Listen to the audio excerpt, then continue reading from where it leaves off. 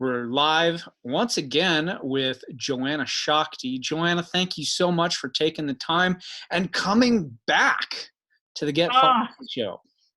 absolutely. I'm excited to be back here. You are one of my favorite people, and I love what you're up to. And so it's exciting and fun to be back here. Well, thank you. I didn't realize I was one of your favorite people. That means a lot to me. Mm.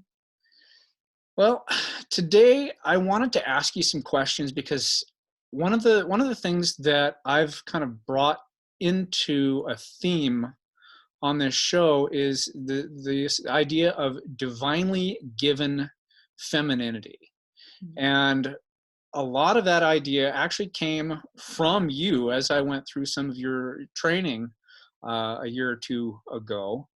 And so I thought this would be a good a place to start when we talk about this. So what exactly is divine femininity? What is divine masculinity, and how do they interplay?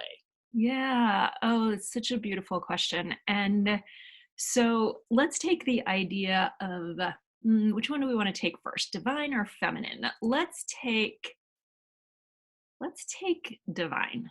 Let's start with divine. And this idea of divine can stir up for a lot of people a lot of different stories. And for some, they can make it religious. For others, they can make it something that is superior or separate. For some, it is, oh, that, I want that, but maybe don't even really know what that is. And so when I use the word divine, I hold it as this that is innate. It is the part of us that is beyond explanation. It is the part of us that is quote unquote God given. But even if we don't believe in God per se, that the God, which I hold that space for this blessing, this love, this essence that holds us all, guides us all, connects us all. And so it is this innate essence, our divinity, that innate essence that we all have that connects us, unites us, that is pure love. So, and sacred is another word that I hold close to that. And when we really look at the word sacred, it's something that we treasure. It's something that we hold priceless. It's something that we hold irreplaceable. And my belief about our own human expressions, and I'll bring the word human into that, our own human expressions is that they are priceless. They are completely unique and sacred. There is not another being walking on the planet identical to us in any way, shape, or form. We are a unique contribution right here, right now. And we're so needed. So that to me is our divine essence. Then there's this part of us that learns to live in the human world and goes, okay, I'm afraid and I have to control and I have to make sure this happens. And oh my gosh, what if they reject me or what? And so that's more of our human nature that forgets our divinity. So now, with kind of those two distinctions made, human and divine, ego and divine, ego and spirit, now let's bring in masculine and feminine. Masculine and feminine, masculine energy is sometimes easier to describe first because, especially in our culture, we recognize it so easily because we are rewarded for masculine energy. Masculine energy is the energy that produces a result. It drives to a goal. It is focused. It's a solid energy. It's a more erect and upward energy. We'll find that masculine energy goes more up and down erect in almost a column or a pillar, as we might use that description for a man at times. Now, I'll speak to men and women in just a moment in regard to the energies. And that energy is also very focused and coming off the body. It's a penetrating or driving energy. Now, some people might think those words can be like, oh, I don't want that. I know there are certainly men that go, oh, I don't want it. They imagine that masculinity makes you quote unquote alpha asshole. And it's not that. It is the generative, powerful, committed energy. Now, it can show up in an unconscious way in quote unquote alpha asshole. But what I've discovered is that anybody that's afraid of being that, they're so not that that they couldn't ever be that. So that's our masculine energy. Feminine energy, and I'm using the word energy really consciously and intentionally because we are not talking about gender here, although I've referred to men. Before I speak about feminine energy, let me say that energy, the masculine and the feminine, the yin and the yang, exists in every single human body. Doesn't matter our gender, doesn't matter our orientation, doesn't matter any way that we express in love or relating, or any way in life for that matter. They simply exist. And Eastern medicine has known this for years. Chinese medicine, the balancing of the yin and the yang energies within all the organs and the systems and the energy channels. So this is just another expression of that. And so to just say to listeners, I'm not saying men and women. However, it is common that a female body, someone that identifies predominantly as female, will tend to more frequently have feminine energy. Someone that identifies as male will tend to more frequently have masculine energy as their predominant energy. Sometimes they're reversed in a small number of people, and sometimes there's a neutral energy. In our society, a lot more people think they're neutral or balanced than actually are, because that's what we've been rewarded for the last 30 years. Okay, now let me bring in feminine and then I'll be quiet for a moment. It was a big question. Feminine energy is the creative, receptive, flowing, expressive, embracing, collaborative, connective energy. It's a vulnerable and surrendered energy. And very often there can be a fear and a judgment that feminine energy makes someone a doormat, makes them a pushover, makes them weak, makes them pathetic. Those were some of my old beliefs. And that really, truly, I have found that when we can really discover the authentic power of feminine and the authentic power of masculine, that the two are such a powerful complement to each other, and neither one is as strong without the other. So what's important for us as individuals is to discover what is the authentic, divine feminine or divine masculine expression within us, and then come to live in alignment with that. That's such big stuff. Just those ideas. There's so much depth to be found in those. You mentioned our society and how society tends to drive us more. Make sure I got this correct. Mm-hmm. Society tends to drive us more kind of towards the masculine end of the spectrum versus the feminine. Have I got that correct?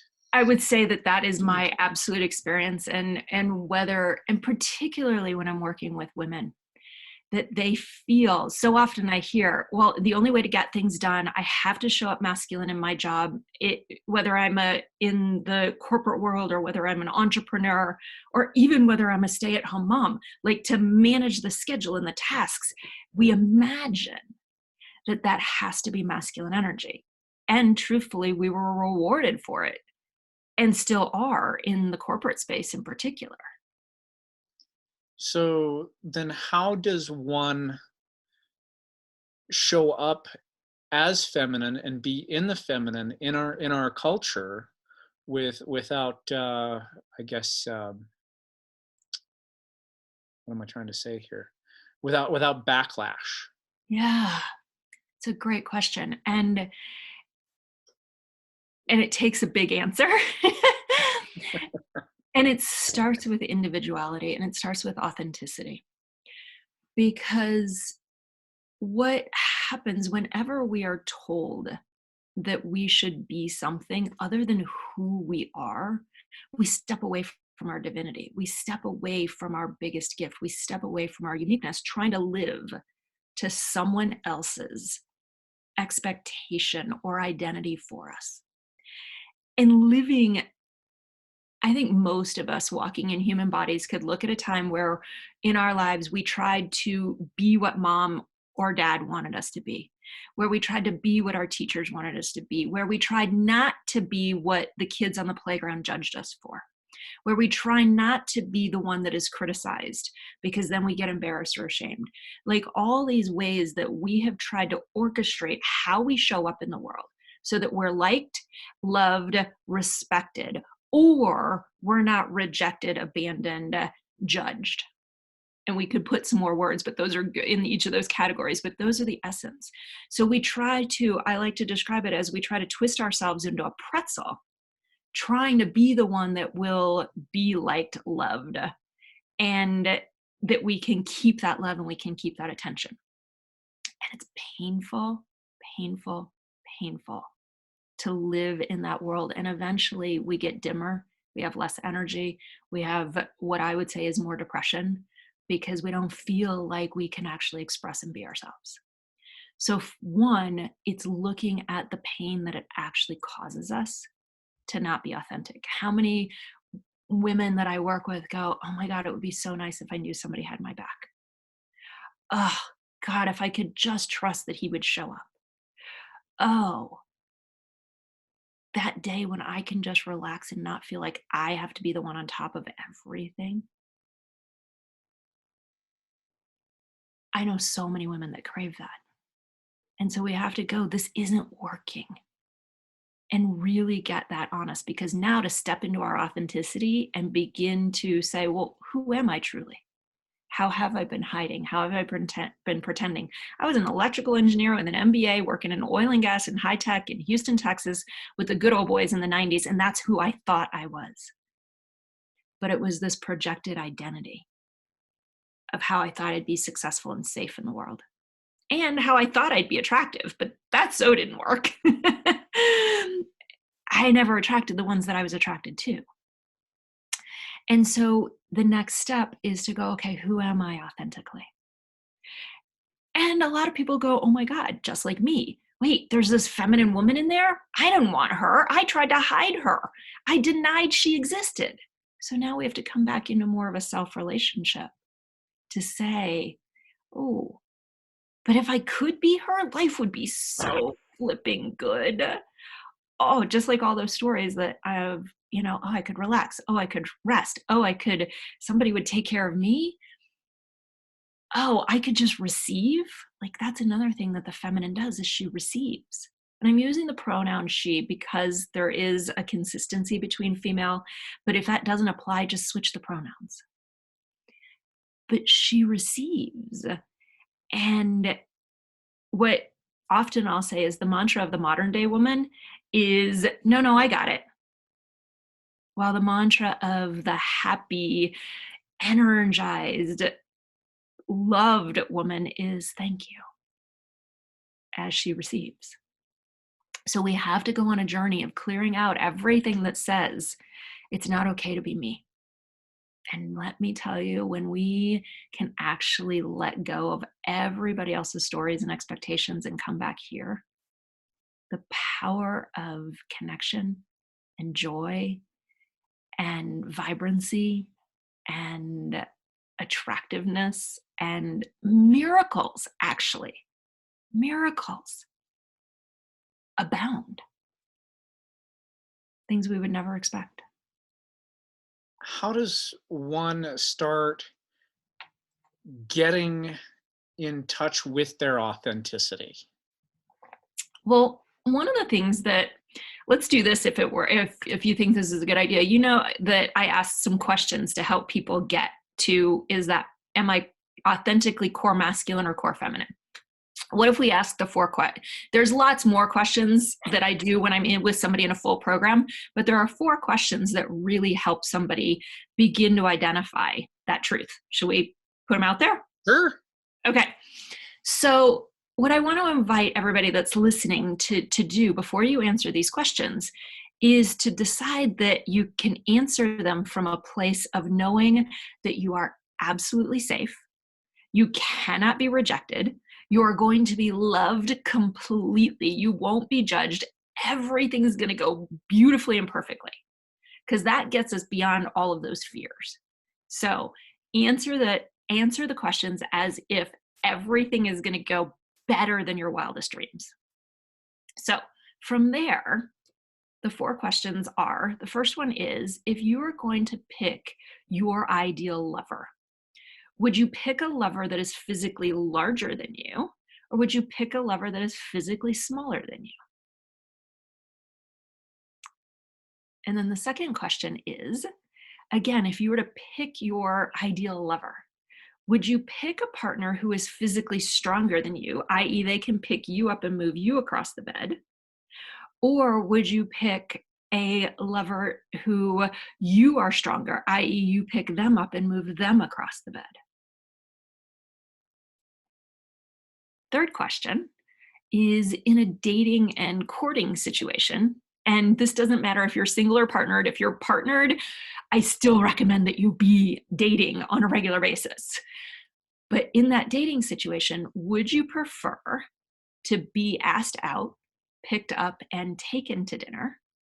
Or would you prefer to ask out, pick up, and take someone to dinner? And it's always fun to switch spots, but which one really turns you on? And then the fourth question, similarly, we can always switch roles or switch spots in this scenario. But in this case, you're in a hot, steamy kiss up against a wall. And are you, in that imagination, the best kiss in the world? Are you against the wall being kissed? Or are you the one facing the wall giving the kiss? So now what do we do with the answers? If you picked someone who, if your ideal lover is physically larger than you, that's an indicator of feminine. If your ideal lover is physically stronger than you, that's also an indicator of feminine. If you prefer to be courted, asked out, picked up, taken to dinner, that's an indicator of feminine. And if you prefer to be the one against the wall being kissed, that's an indicator of feminine. And then the reverse would be the indicators of masculine.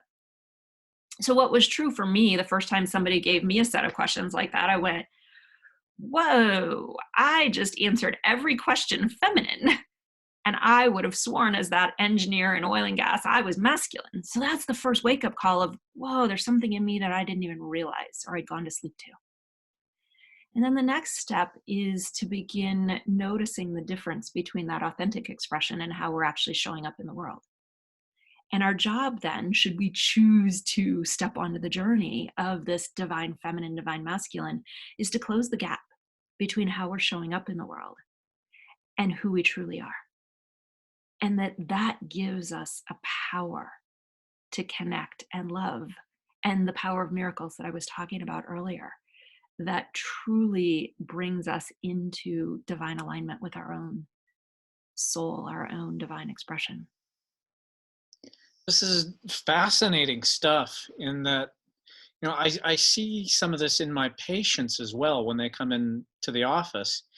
And I think women seem to be much more, I guess, mutable when it comes to how they interact with these energies. It almost feels like women can kind of flip the switch from masculine to feminine fairly easily. I don't know if that's quite the case with men, but I haven't had that much experience working with men, honestly. So, uh, what are your feelings on that? It's interesting that the transition space between the two energies. And I could talk on this topic forever. I'm like, what's the most important point to say here? So I'll say 2 things with this. Is always I'm inviting people to to live predominantly in that authentic energy. And then are there moments that we may move into? So if I'm predominantly feminine, which I am, there may be moments where I move into the masculine. The more I get authentic, the less and less that's going to happen. But in the meantime, let's say that we have a career that at this point we haven't figured out how to really not show up in the masculine, but we want to come back into our romantic and playful and relaxed world and be in that feminine. I call it a transition ritual. And what is it that allows us to transition into that feminine energy. Now, here's what's interesting. I would say that the feminine and that men and women, let's put it this way, whether you're predominantly masculine or feminine, that the switch from feminine to masculine can happen much faster. It's like, it's especially, we can use like crisis, which is a time where we have to focus our energy and it comes in, that there is a way that that can happen in a split second. However, moving from pure focus to an open, expansive energy for both genders can actually be more challenging. And that's where the transition ritual comes in. That's where the transition ritual comes in for feminine beings. And the core essence of the transition ritual for feminine beings is to connect with how we feel, our sensuality, our senses, smelling something beautiful, tasting, touching, feeling, noticing sensations in our bodies, even moving in a way that creates sensation.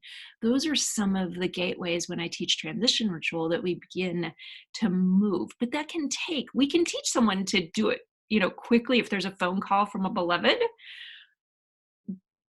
And to really create that transition, we often need more time. So it's not so fast going into the feminine. Now, the interesting part, just for helping women out who love masculine men, is that focus, let's say the focus is on reading a book in the masculine. The masculine also needs transition time. That's really the key, is masculine needs transition time. So going from masculine to feminine, that's what I just described for a feminine being. But masculine beings, from whatever the object of the focus is to the next object of focus, needs transition time. So if your beloved or your date is focused on the book or the menu or the driving, before that masculine being can be focused on you, he needs transition time. And that can just be a minute, might be 30 seconds, but to stop and say, hey, can I talk to you for a moment? And then pause, not keep bombarding your masculine love with what, and I'm loving your response, with what you're wanting to say. Give him a moment to show up and bring his presence to you. Your experience, Terry? Yes. Of course, I'm thinking of the relationship between my wife and I. And yes, I've been in those situations where, yes, I'm focused on something here, and she's saying, yes, I need this. I need your attention here now, please. And yep, just give me a few breaths. Couple moments. Yes. Yes, like you can totally do it, but this is where we now, and this is another way I actually want to bring this back to divine masculine and feminine, is so often we make each other wrong. We forget that it is our divine essence, that focus, when that focus is purely on your wife, when a masculine being is purely focused on us, oh my God, it's amazing. That presence is one of the things that feminine women crave the most from masculine men, is pure presence, that complete riveted attention. But that very thing that is so hot and desirable can also be that source of frustration, but we have to love the blessing and the challenge of it and honor it in the moment where it is a transition from I'm focused on writing or reading or TV or whatever, to I'm focused on you and your question and your need. And I'll be happy to be there, but I need a few moments to get there and give you that presence. So we have to honor each other. This is such big stuff, especially in this Me Too sort of era. I would think, when it comes to that masculine focus, it can be somewhat intimidating in some ways. So Yeah, go ahead. Sorry. how do we go about remedying that? Well, and it's interesting when you ask that question, I am brought to, this was a dear friend of mine that came to my programs for a long time, and she's since passed. But she was such a sacred being. And she one day was at one of the events, and I was describing masculine and feminine and that attention. And she said, from a dating perspective, here's what we really want. I thought this was such a beautiful description. She said, we want you, she was feminine beings saying to masculine beings, we want you to prey on us, Pray, to see how extraordinary we are, to see our light, to see our beauty, to see us in a way that you want to honor us. And as opposed to seeing us as prey, Prey, where you gotta have us. And then all we want to do, anybody that's the target, where we feel like that target is on us, we're going the other direction. We're going the other direction. So yes, there is this, oh my gosh, I want to be seen, I want to be desired. But as prey, Pray, not pray, Prey, can you conquer me? It's not about conquering a woman. And so this is such an important invitation for men and women alike in this Me Too era, in this era where we're being invited to come back to authenticity and embrace the need of both masculine and feminine for the survival in our world, is to recognize and honor exactly who we are, and to begin to feel within your own body, your own beliefs about afraid you're going to pray, Prey, on someone, and knowing that you as a masculine being actually have the capacity for the opposite devotion, we'll call it, Pray, and also for the feminine, where we've had judgments of the masculine. Because if we have a belief system about how the masculine shows up, guaranteed those are the masculine beings we're going to find. Whatever we believe is our experience. So the feminine's part of, and there's many opportunities and invitations for us in this, but one of the core ones is for the feminine to clear out the beliefs that we've held that the masculine is the alpha asshole, or the masculine doesn't show up, or all the masculine wants is sex, because it's not the truth. It's not the truth. I get the privilege of watching women and men come together, and women going, oh my God, I had no idea how amazing men were. I had no idea they were as sensitive or as loving or as passionate or as pure and divine, because I've had all these stories about what I thought men were and what I thought men wanted, and then they get the opportunity to see the truth. And it's extraordinary. Can you tell my listeners a little bit about some of the programs that you offer? Because you have some very powerful offerings. Thank you. Yeah.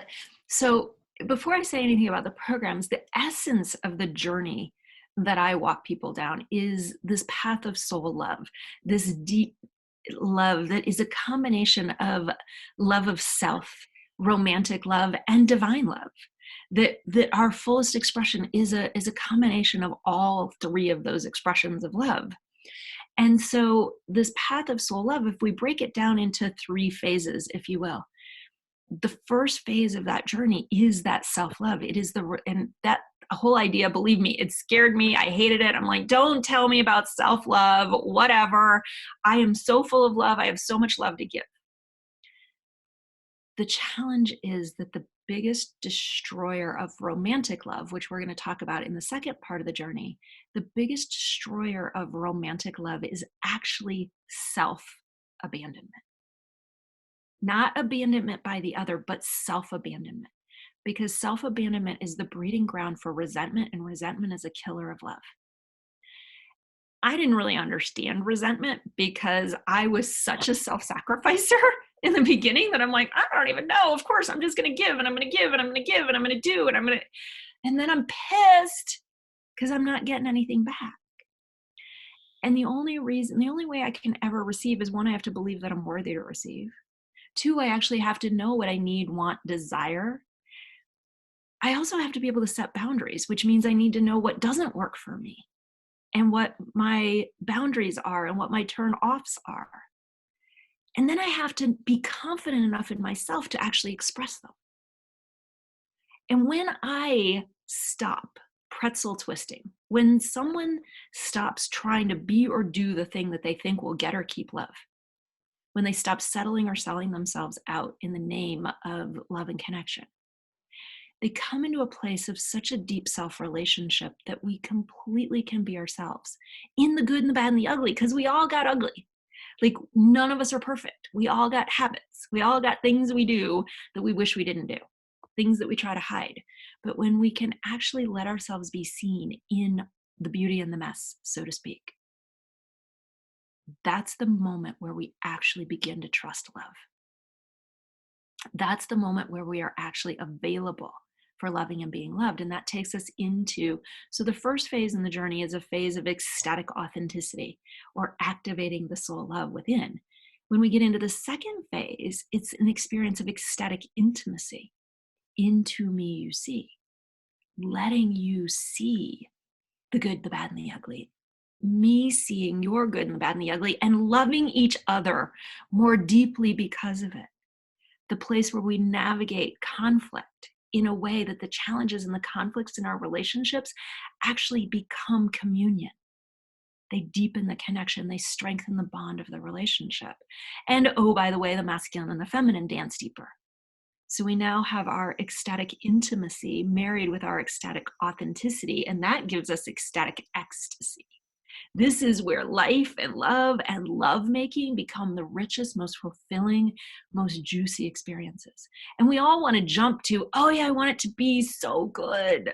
And you can get there, but we've got to take those first steps.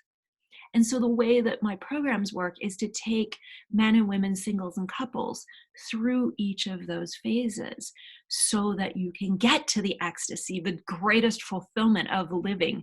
I like to say it as so that we can experience the deepest of connections, pleasures, intimacies, and joys available to us on this human journey. But it takes the authenticity and the intimacy, the being and the relating, to get to the union and the ecstasy. So that's the type of work. And I bring men and women together on this journey so that we can really become aware of the possibility and the power of our loving. This is life-changing stuff. And I say that from personal experience. So anybody that's listening to this show right now, I want you to listen to Joanna. She's going to tell you how you can find out more information about her programs. Mm. The best place to start is, well, first the website, ecstaticintimacy.com. And there's actually going to be a link here that I know Terry's going to provide. And that link is going to take you to something called the Ecstatic Intimacy Jumpstart Kit. And within that Jumpstart Kit, there's going to be 4 different pieces. One of them is going to invite you to look more deeply at masculine and feminine expression within you. Another one is going to look at this roadmap, if you will, this path of soul love that we just talked about. And another one is going to take you through the experiences of how to make things even better in the bedroom, whether you happen to be single or partnered right now.